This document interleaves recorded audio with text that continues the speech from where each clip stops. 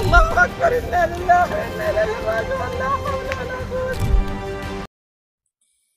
नमस्कार, आप देखिए यहाँ पे थोड़ा दूर तक हर सड़क खून से लाल है, हर घर में मातम है। यहाँ भी RSS आ गया है। देख लीजिए कैसा नरसंहार हो रहा है। मुझे तो देख के शर्म आ रहा है इन मुसलमानों में। दो ताकतवर जनरल सूडान आर्मी की अब्दुल फतह अल बुरहान और अर्धसैनिक बल RSF की कमांडर मोहम्मद हमदान दगालो। क्या करें, ऐसे लोग कितने मर रहे हैं। क्या वो देश नहीं है सूडान? अरे रोना चाहिए। जिसे दुनिया हेमदती के नाम से जानती है, सत्ता की भूख में अपने ही देश को चीर चुके हैं। कई हजार लोग मारे जा चुके हैं। 1.2 करोड़ के आसपास लोग विस्थापित हो गए और 2.5 करोड़ लोग भूख से तड़प रहे हैं। ये सिर्फ युद्ध नहीं, एक साइलेंट नरसंहार है जिसे दुनिया देख रही है पर कुछ नहीं कर रही। साल 2019 महीनों चले विरोध के बाद तानाशाह उमर अल बशीर को सत्ता से हटाया गया। जनता ने समझा अब लोकतंत्र आएगा, लेकिन हकीकत में आया नया तानाशाह। वही सेना, वही बंदूकें, बस चेहरे बदल गए। शुरुआत में सेना और RSF साथ थे, पर धीरे धीरे यह गठजोड़ जहर बन गया।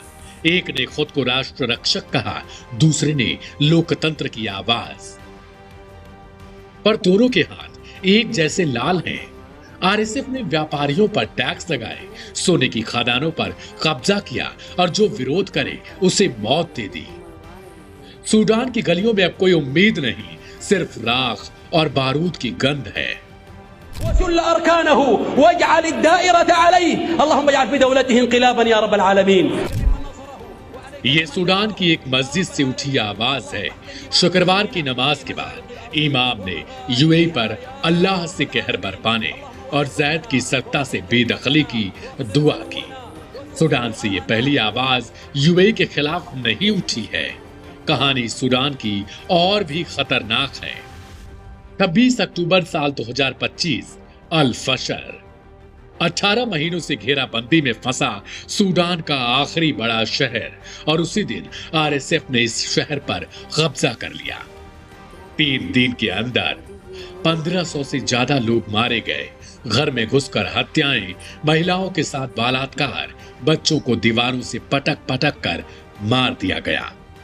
येल विश्वविद्यालय की सैटेलाइट तस्वीरों में अल फशर की जमीन खून से लाल दिखाई दी। संयुक्त राष्ट्र के अधिकारी टॉम फ्लेचर ने कहा, यह नरसंहार है जो कैमरे के सामने हो रहा है। शहर का आखिरी हॉस्पिटल जल चुका है और भूख से तड़पते लोग रेगिस्तान की ओर भागने को मजबूर। RSF का दावा है हम लोकतंत्र के लिए लड़ रहे हैं, पर असलियत ये है कि ये लड़ाई अब इंसानियत के खिलाफ बन चुकी है और अब इस जंग के डोरे खींची जा रही हैं बाहर से। सूडान की सेना का आरोप है कि संयुक्त अरब अमीरात पर्दे के पीछे से RSF को हथियार और पैसे भेज रहा है। अमेरिकी सांसद सारा जैकब्स और ह्यूमन राइट्स वॉच का भी दावा है ब्रिटेन से खरीदे गए हथियार अब सूडान में RSF के हाथों में हैं।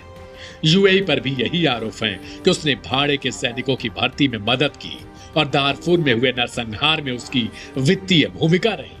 वहीं मिस्र, तुर्की और ईरान सूडानी सेना का समर्थन कर रहे हैं। यानी ये जंग अब 2 जनरलों की नहीं रही, यह एक प्रॉक्सी वार बन चुकी है जिसमें हर देश अपनी चाल चल रहा है और मर रहा है सिर्फ आम इंसान। अल फशर की तबाही के बाद अब खतरा है सूडान फिर टूट जाएगा। जैसे साल 2011 में दक्षिणी सूडान अलग हुआ था, लेकिन इस बार टूटेगा सिर्फ नक्शा नहीं, पूरी सभ्यता टूटेगी। RSF अरब जनजातियों से जुड़ा है, जबकि सेना गैर अरब मुसलमानों का प्रतिनिधित्व करती है। ह्यूमन राइट्स वॉच के मुताबिक यह जाति सफाया है। यहाँ मसालियत जनजाति के लोगों को निशाना बनाकर खत्म किया जा रहा है। अंतर्राष्ट्रीय भाई यह सब देख के मुझे तो लग रहा है मैं हिंदू हूँ, हिंदू हूँ मरूँगा।